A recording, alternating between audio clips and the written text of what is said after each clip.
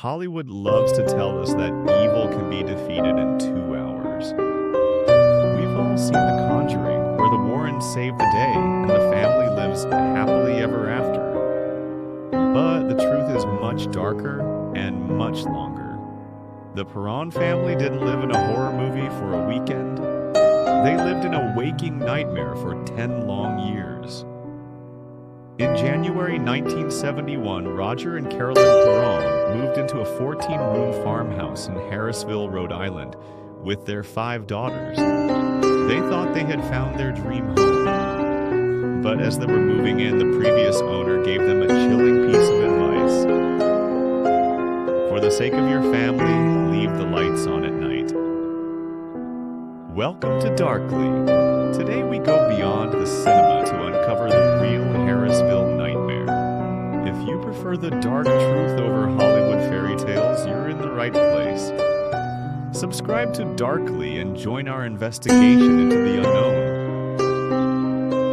Within days, the haunting began. It started small. Missing keys, strange noises in the kitchen. But then the stink arrived. Every morning at 5:15 a.m., the house would fill with the overwhelming smell of rotting flesh. But the spirits weren't just shadows. The girls began to see them. Some were harmless, like the boy who played with toys, or the spirit who would tuck them into bed.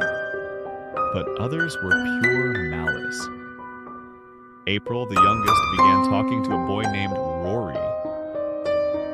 In the movie, Rory is just a sad ghost. In reality, Rory told April about bodies buried in the walls. He wasn't a friend, he was a warning. The house was crowded with the dead, and they were all watching the parents. We are uncovering cases that were hidden for decades. Don't miss our next deep dive into. Hit the bell so you don't stay in the dark. Within days, the haunting began. It started small, missing keys, strange noises in the kitchen. But then, the stink arrived. Every morning at 5:15 a.m., the house would fill with the overwhelming smell of rotting flesh. But the spirits weren't just shadows. The girls began to see them. Some were harmless, like the boy who played with toys, or the spirit who would tuck them into bed. But others were pure malice. April, the youngest, began talking to a boy named Rory. In the movie, Rory is just a sad ghost. In reality, Rory told April about bodies buried in the walls. He wasn't a friend, he was a warning. The house was crowded with the dead, and they were all watching the Perrons. The most terrifying entity was Bathsheba Sherman. In the movie, she's a jump scare witch. In reality, she was a woman who lived on that land in the 1800s, accused of killing a baby with a knitting needle as a sacrifice to the devil. The family claimed Bathsheba wanted Carolyn gone. She saw herself as the true mistress of the house. She would pinch Carolyn, slap her, and stab her with invisible needles. Carolyn would wake up with deep, purple bruises all over her body.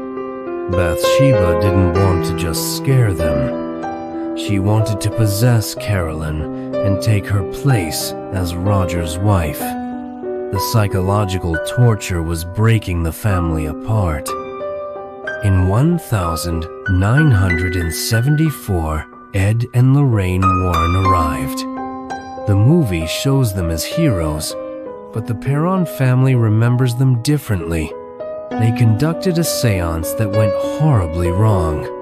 Andrea, the eldest daughter, watched from the shadows as her mother was possessed. Her chair levitated before she was thrown across the room. But here is the part the movie left out. Roger Perron was so angry and terrified by what the Warrens had awakened that he punched Ed Warren in the face and kicked them out. The Warrens didn't save them. In fact, the family believes they made the spirits more aggressive. They were left alone with a monster that was now furious. Why did they stay for 10 years? The answer is simple and tragic. They were broke. Roger had put everything into that farm. They were trapped with the ghost until they finally sold it in 1980. But the story doesn't end there. Even now, in 2026, the Harrisville house remains one of the most haunted places on Earth. New owners and paranormal researchers still report the same smell of rotting meat and the same shadow figures moving most basement. Andrea Perron says the house never truly left them. It changed their souls forever. What would you do? Would you stay for 10 years to protect your investment, or would you run? Let us know in the comments. This is Darkly. Sleep with the lights on. This was just the beginning of what we found in the archives. We have another case coming next week that is even more terrifying than the Harrisville haunting. Subscribe now so you don't stay in the dark. This is Darkly.